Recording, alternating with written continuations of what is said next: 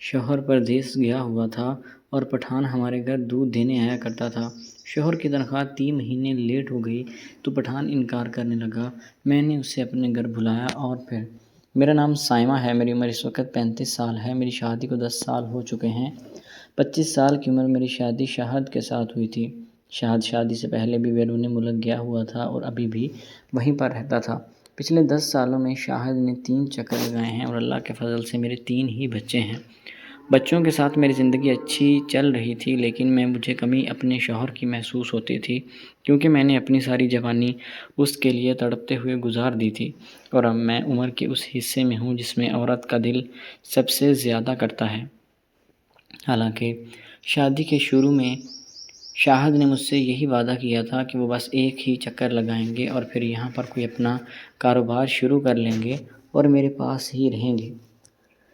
لیکن وقت گزرتا گیا، شاہد کے پاس اتنے پیسے اکٹھے ہی نہیں ہو پائے کہ وہ کوئی کاروبار کر سکیں، تو مجبوری کے باعث انہیں واپس جانا پڑتا تھا۔ میں ہر بات روتی تھی، تڑپتی تھی اور جب بھی میری بات ہوتی میں ہمیشہ اس سے ایک ہی گلہ کرتی تھی کہ پیسے ویسے تو ٹھیک ہیں، باقی ساری چیزیں مجھے کوئی اعتراض نہیں ہے، لیکن مجھے آپ کا ساتھ چاہیے۔ میں نے شادی صرف بچے پیدا کرنے یا پالنے کے لیے نہیں کی تھی۔ میری بھی کچھ خواہشات ہیں، ضرورتیں ہیں جنہیں پورا کرنا آپ کے اوپر فرض ہے۔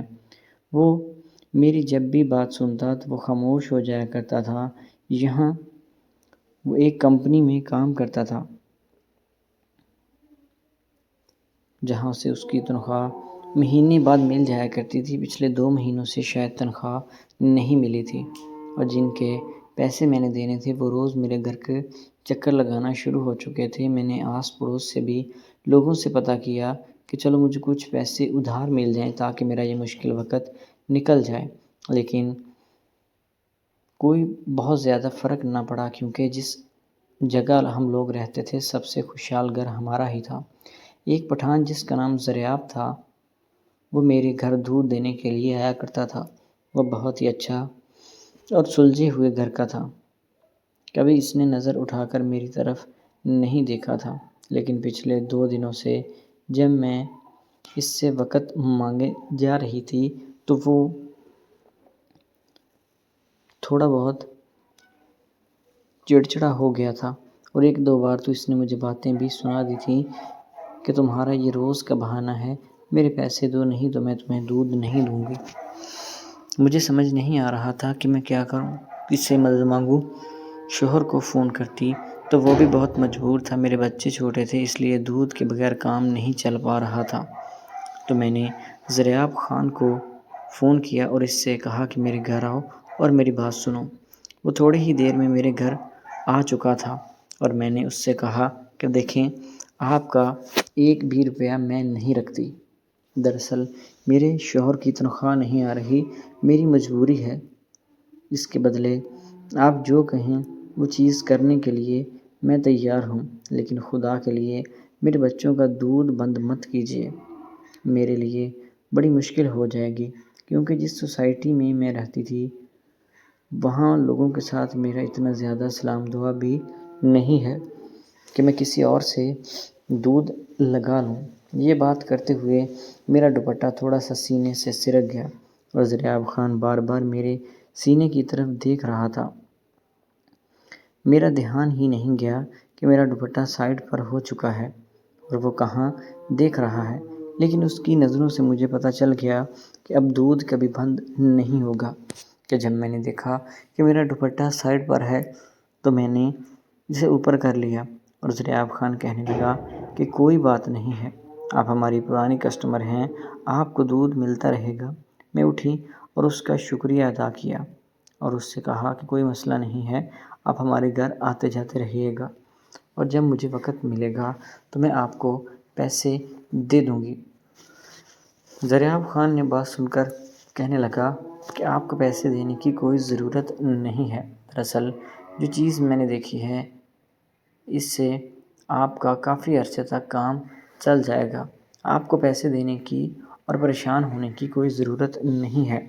میں نے جب یہ بات سنی تو میں تھوڑا شرما بھی گئی۔ مجھے سمجھ آ گئی تھی کہ زریاب خان کس چیز کی بات کر رہا ہے۔ خیر وہ اس وقت وہاں سے چلا گیا اور دودھ باقاعدگی سے دینے لگا۔ ہر بار وہ اسی طرح میری طرف دیکھنے لگا تھا۔ اب میں بھی سمجھ چکی تھی کہ ضیاء خان ایسے کیوں کر رہا ہے۔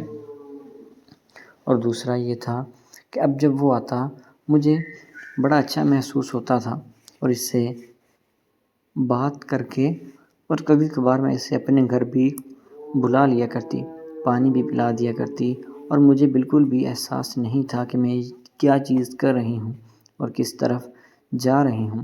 ضیاء خان تو پہلے ہی جوان اور کنوارا تھا اور اس کو گھر میں بلانا تو ایسے ہی تھا کہ جیسے بجلی کی ننگی تاروں کو ہاتھ لگانا۔ اور میرا بھی یہی معاملہ تھا کہ شوہر سے جدائی کی وجہ سے میں اپنا توازن قائم نہیں رکھ پا رہی تھی۔ ایک دن بارش ہو رہی تھی، ضیاء خان آیا، میں نے اسے چائے بنا کر دی۔ وہ پاس بیٹھا اور کہنے لگا کہ آپ کا بہت شکریہ، آپ نے مجھے چائے پلا دی۔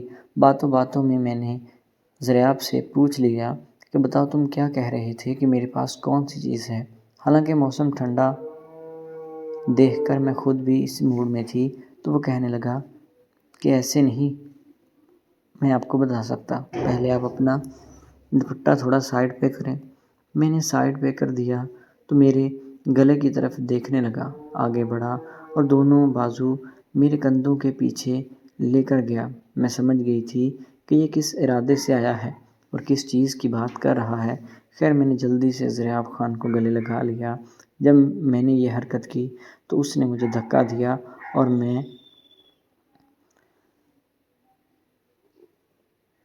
صوفے پر جا گری۔